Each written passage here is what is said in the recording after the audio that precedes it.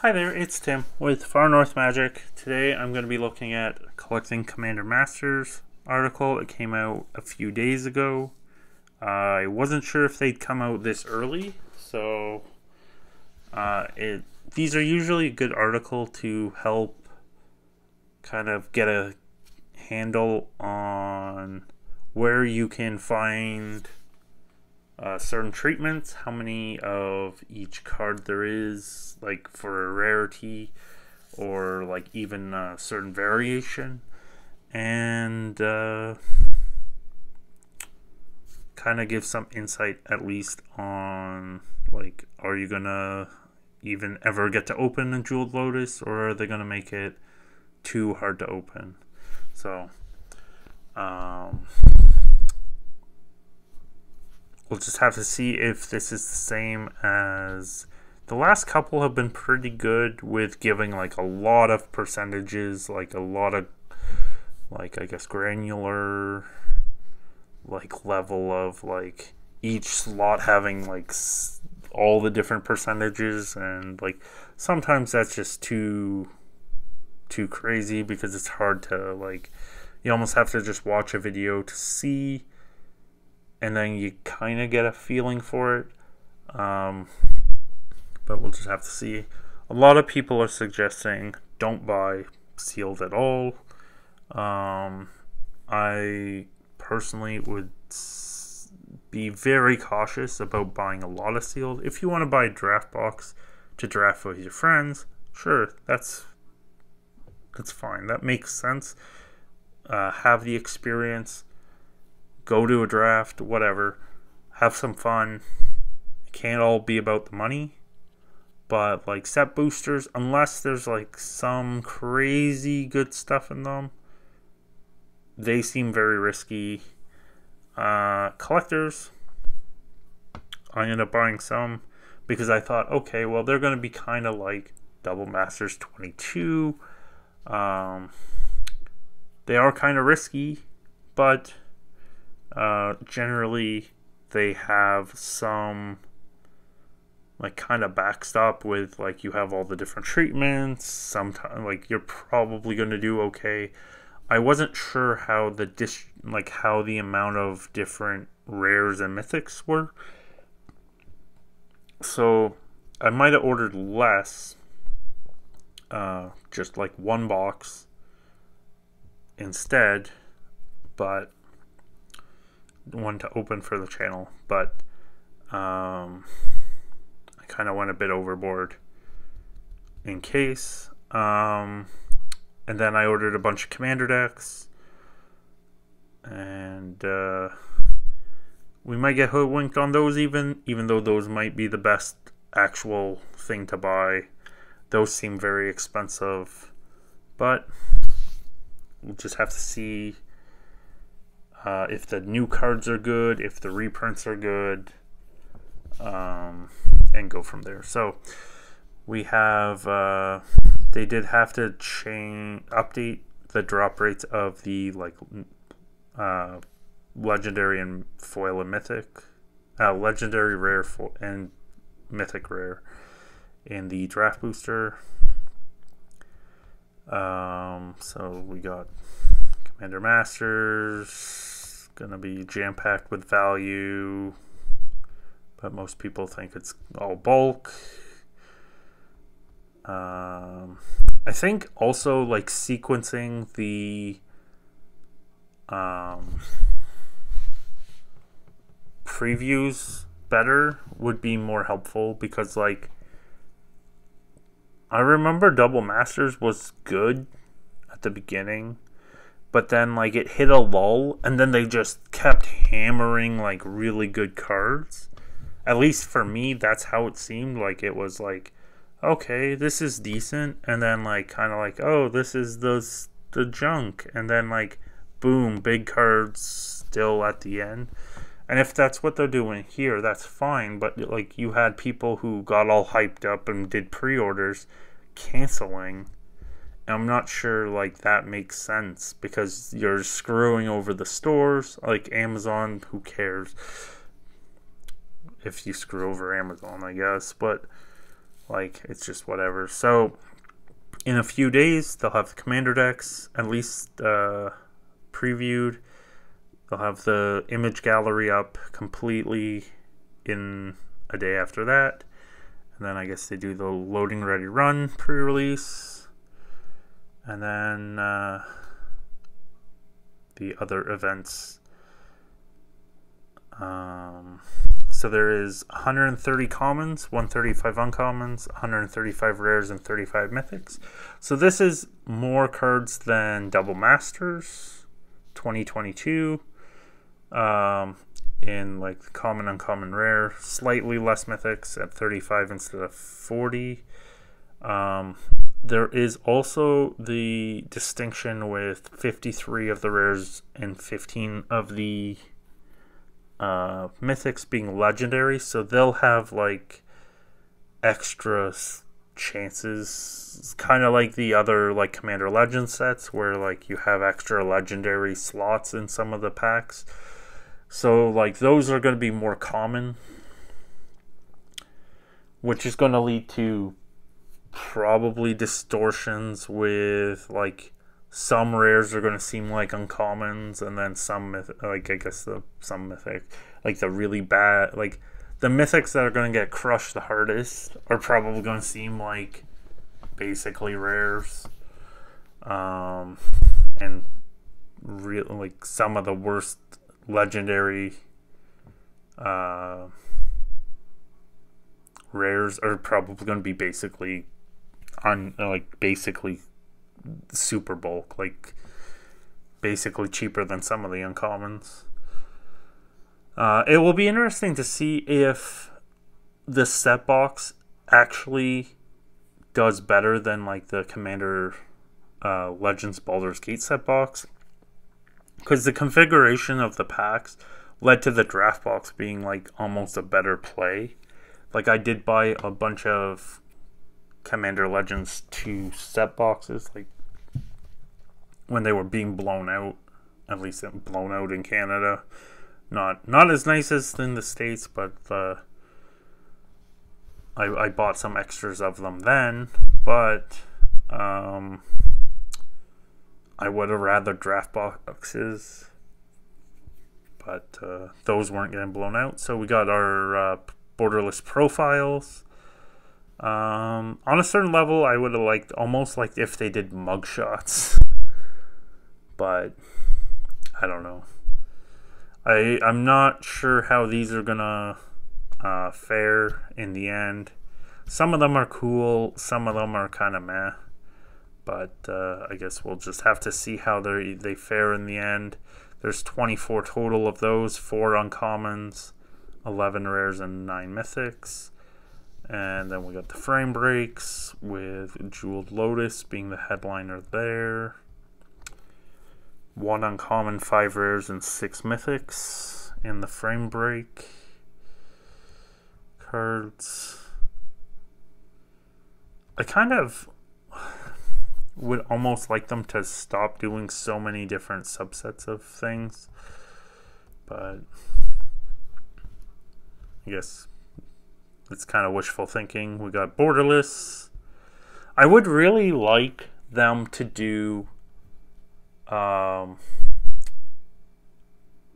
you can't reprint the same variant type thing. Like if they reprint, like they had Urza regular foil, regular foil. Okay, fine. You can reprint regular foil, but if you have a Retro Urza, you couldn't reprint Retro Urza in Dominaria Remastered.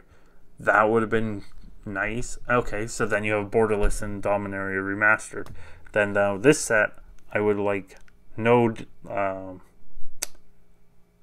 like them have to do something like just a Halo foil or something. Like if they had to constantly move variants because you couldn't reprint an old variant, because like the people that bought like Yawgmoth retro foil from Time Spiral Remastered, and then you got like a new Yawgmoth retro foil that's like probably like I remember the Time Spiral remastered one was like hundreds of dollars, and then like the new one's like $30 or something. When I looked, I'm like, this doesn't even make sense. So we got our normal borderless cards. They're in the commander set, in the collectors. So there's 46 cards on top of the frame break. So you get 12 common, 13 uncommon, 18 rare, and 3 mythic. So a bunch of those are going to be like the commons, uncommons are going to be pretty common for, well, I guess they're almost in every pack for like the, even in the set packs. So definitely be interesting to see how any of those fare. Like they do have some good options, like you have another Arcane Signet, another Command Tower, Felwar Stone. Like those are useful cards. They can use an extra variant. It's not like a big deal, but like people aren't going to be super excited for them. Maybe eventually they'll be worth a couple dollars or $4 or $5. I don't know. I think like the problem is like they're getting to the point where like it's just too many different things. It's like the like full art lands. Like when the full art lands came out in Unglued, they were worth a lot. When they came out in Zendikar, they were still worth a lot. Like the Zendikar full art foils were worth like more than $10. A lot of them. But like now they're not even, a lot of them aren't even $10 because some of them got reprinted and then nobody cares anymore that much. So it's hard for me to get super excited for like some of these low end things. So we got a Jeweled Lotus and textured, and then the profiles, not the 9 mythic profiles, are going to be in textured as well. So definitely interesting to see how these 10 textures fare, because the 5 textures out of Double Masters fared not great. Like they pre-sold out of the gate for crazy money, and this almost makes me like I assume Mana Crypt was a guarantee. If they're not gonna, like, there's no Mana Crypt then. Like there's no textured Mana Crypt, which seems kind of would be a bit bizarre to me. Although like I guess they could still have an Etched Crypt, like if they put that in. They'd still have like Etched Crypt, and like there'd still be like enough variants that like it's too many. But like I find it very interesting that like I guess like I assume that Mana Crypt's going to be in the set, and every day passing when it's not there, it's like, oh no. Did they think Jeweled Lotus was carrying this? Did they think like Ur-Dragon can't carry it, like, because he's just like, it's a commander. Like it's not like, yeah, a bunch of people want it for Dragon decks and probably to be the commander, but like I don't believe that like you can be like, okay,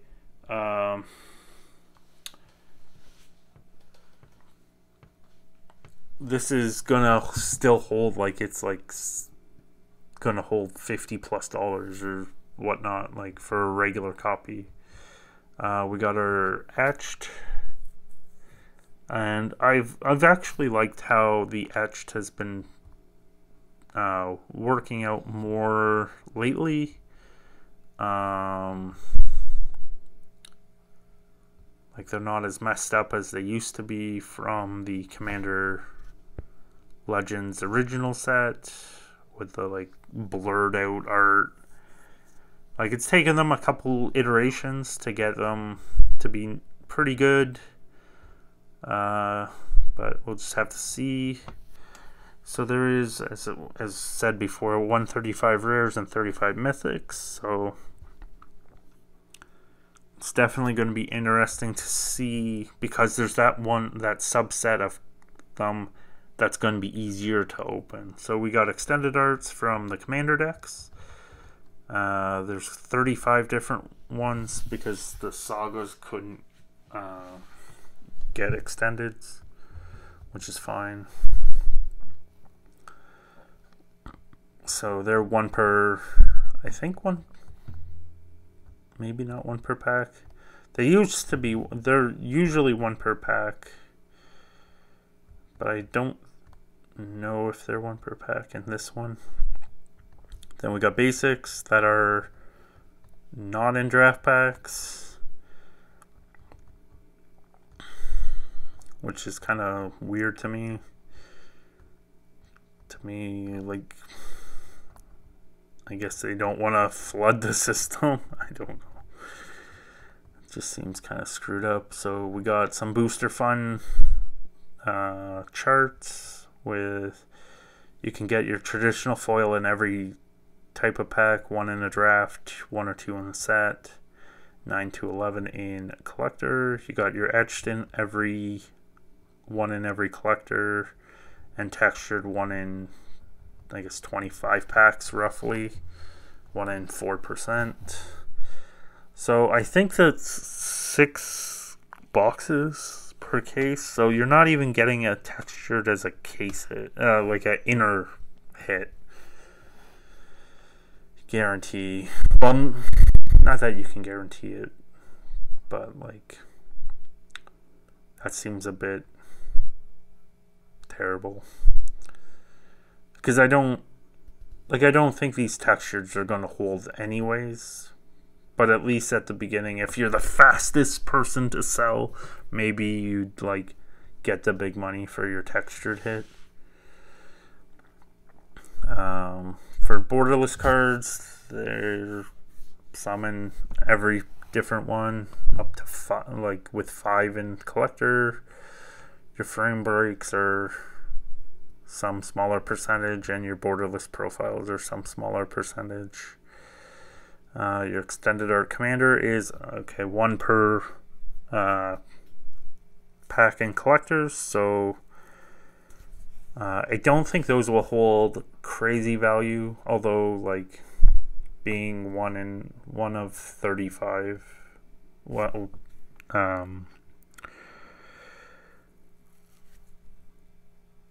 there still might hold some value for the 1 or 2 really like chase cards that they'll print, and the retro lands. So we got set boosters with your basic, sometimes it's foil, your borderless common uncommon, your normal commons. You got some non-legendary slots for uncommons. Got a legendary uncommon, and then a legendary slot that could be uncommon like half the time, or rare mythic. You got your wild card slots, which could be like any rarity, I guess. 1 rare mythic, legendary, 1 non-legendary rare mythic, and then traditional foil. So these like legendary slots are going to lead to like some of the rares and mythics, for the legendary rares and mythics to seem almost double printed. Like they're going to seem a lot more common. So it's going to be interesting to see, because like with the Commander Legends sets, you end up with like tons of like bulky legendaries that like didn't seem that great, and then you got your token / add card or list, and then your art card. I would have thought that they wouldn't care that much about the legendary slots in the set boosters personally, because like to me it doesn't matter. Like in the draft boosters, yeah, you need the extra legendaries to be able to build your deck, because you have to like do commander color identity and such, right? But like I'm not really understanding why these set boosters are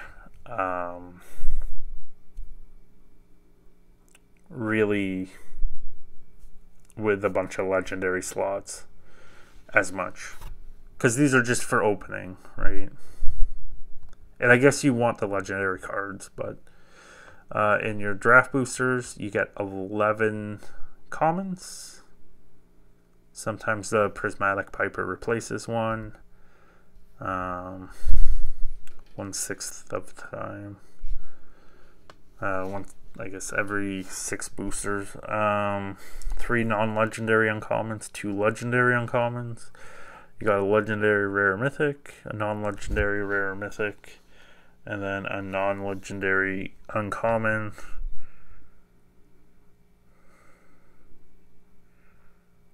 Two-thirds of the time, and then another chance of a 1/3 chance at a rare mythic. So you can get like 4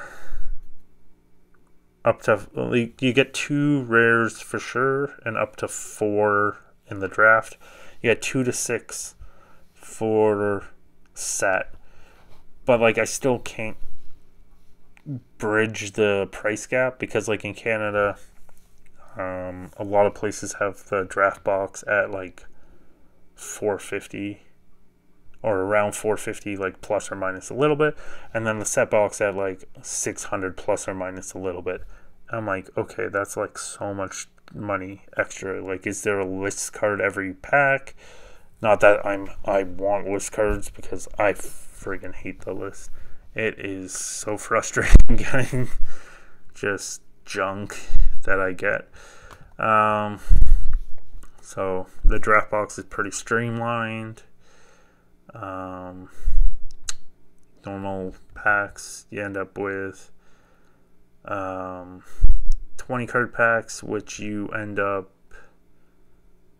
drafting like 2 cards at a time, trying to build a somewhat limited commander deck. Then we got our Commander Masters Collector.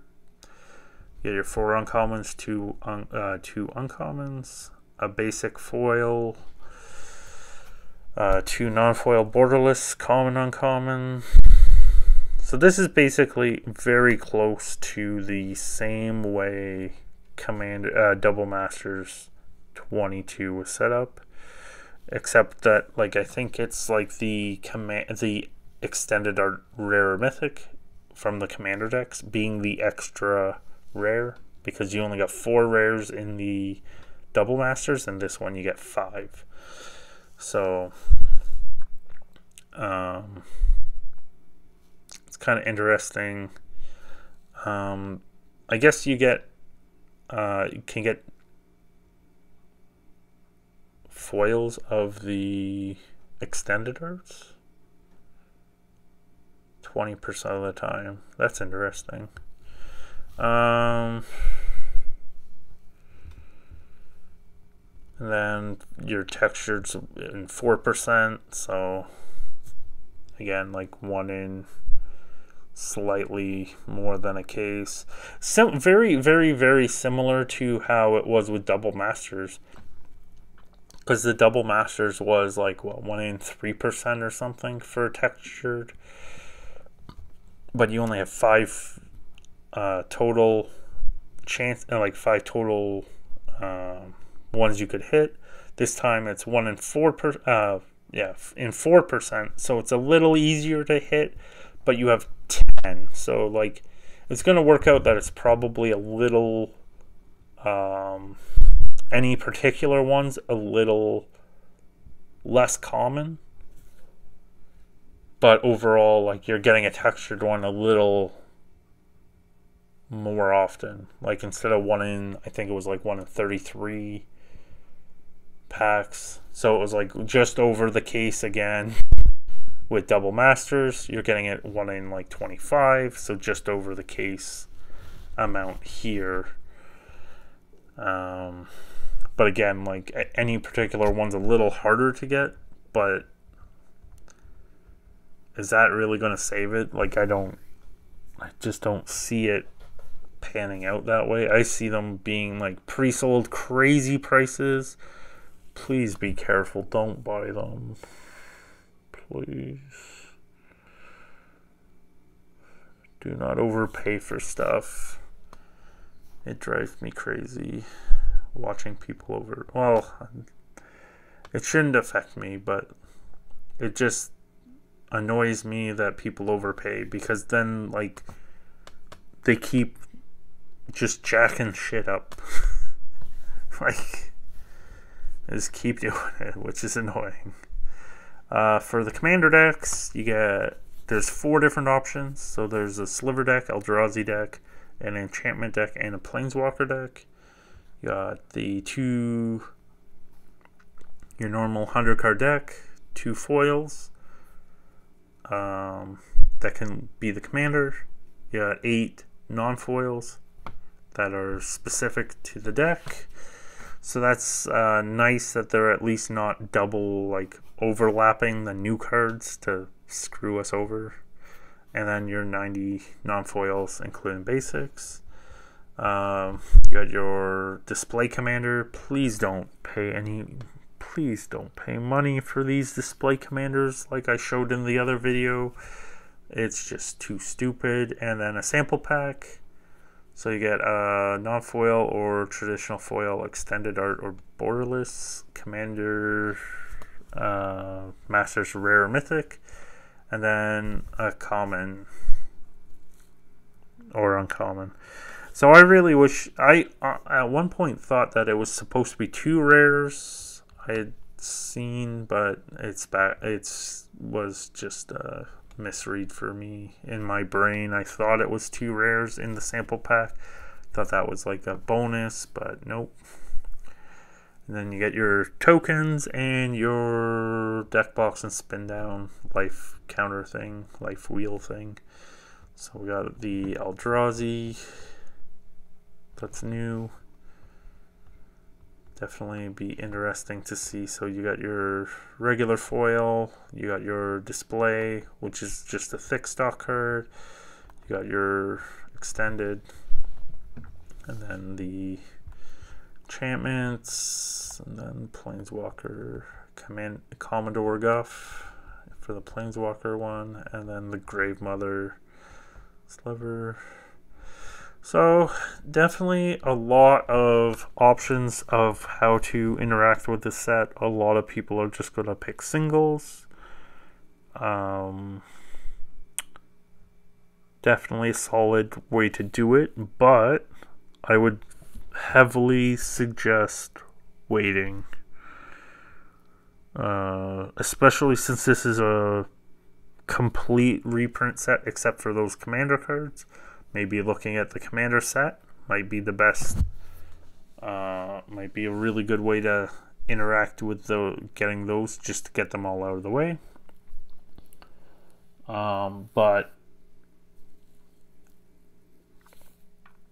And like getting a draft in or two, if that's something that you want to do just for fun. But the drafts, I feel that the drafts are going to be like way crazy price. Like, I know draft packs are like around 20-ish in Canada, a lot of the places that have them listed.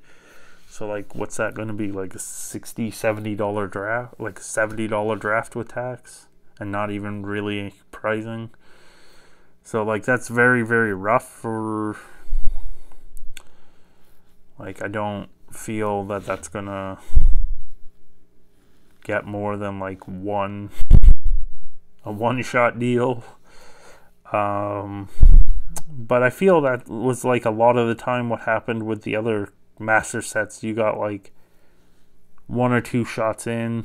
They seemed pretty pricey at the time, and you kind of moved on to the next thing. Like, very much so that like you can't buy everything anymore, and like you have to be very choosy, like, and like definitely stretch the dollars to make it work. So I hope everyone's able to at least take advantage of the reprints or get a couple drafts in, or be crazy and gamble for some cool frames or variants or whatnot. But definitely will be an interesting set to see how it fares in the end, because I don't know how much this set can go down without like really hurting stores, and I hope that's not a thing that, like, after coming off of Lord of the Rings being such a good seller, then we got this master set that like a lot of people would have thought would have been the big winning set for the year, and it ends up being like the store killer. So it seems like we have a store killer every year or two, but definitely was hoping that this year would be a year where at least like the stores could at least get back to like out of survival mode. But I guess survival mode might be just easing out of Magic, but we'll just have to see how it goes. Hopefully not terrible. I'd like to know how you're going to interact with this set. Are you just buying singles? Are you balling out, getting all the commander decks? Are you taking the big plunge and buying collectors? Are you defying logic and getting a set box? Or just getting a draft box to draft with your friends? I'd like to know. And I hope whatever you do with this set, you are able to enjoy it and have some fun. Magic's definitely gotta kind of, I guess, like, a lot of the people have to get out of the whole like looking at everything through the Magic Finance lens, although it's very hard to do when it's so expensive. So I guess we'll just have to leave it at that and go from there. Hopefully there'll be some awesome spoilers continuing out, and then it won't be as bad. But there definitely will be some feel bads with and I hope that you're able to avoid them. So I hope you all take care. I hope you have a good rest of your day, and I hope to see you next time. Take care and bye.